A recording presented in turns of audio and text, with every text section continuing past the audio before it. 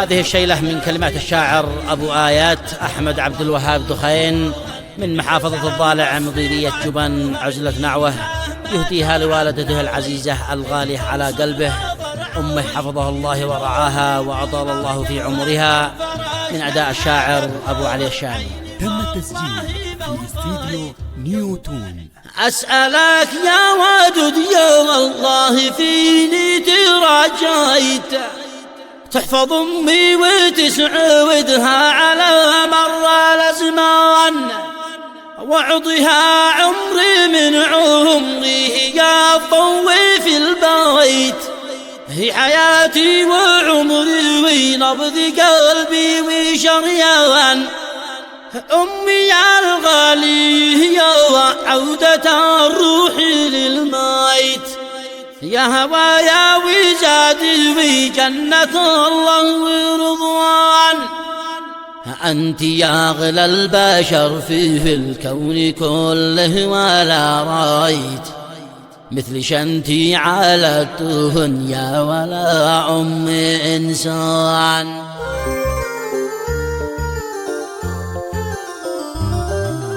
اسمك الله يا من فوق عرشك تعليت، يا عظيم الرايا والجود يا عالي الشان. أسألك يا ودود يا الله فيني ترجيت، تحفظ أمي وتسعودها على مر الأزمان، وعطها عمري من عمري يا طوي في البيت، في حياتي وعمري نبض قلبي وشريان.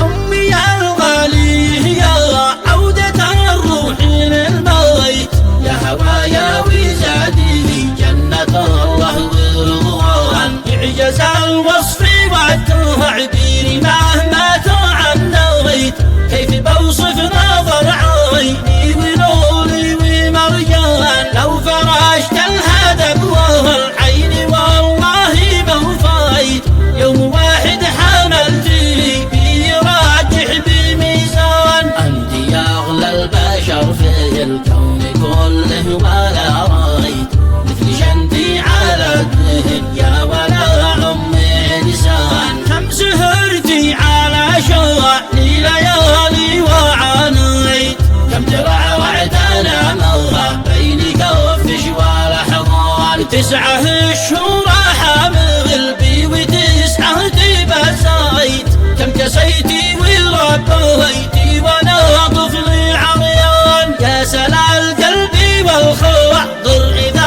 أصبحت وامسيت، يا جل الضيق والكرب وهمي والأحزان. في وجودك معاناها لا ولا شيء هميت، وإن غبتي ثوانيه حس في البيت نقصان. أدعي يا الله وتجاه أدعي إذا قمت صليت، يحفظ الوالد من عين حاسد وشيطان. حبها في خلايا الدم ما شخصي حبيت، مثلها قط طول العمر لو كان من كان. النبي قال أمك ثم أمك وأنا وصيت، كل الأبناء والأخوة طاعة الأم مجان. طاعة الوالدين من طاعة الله ووفيت، فرض واجب علينا شرط من شرط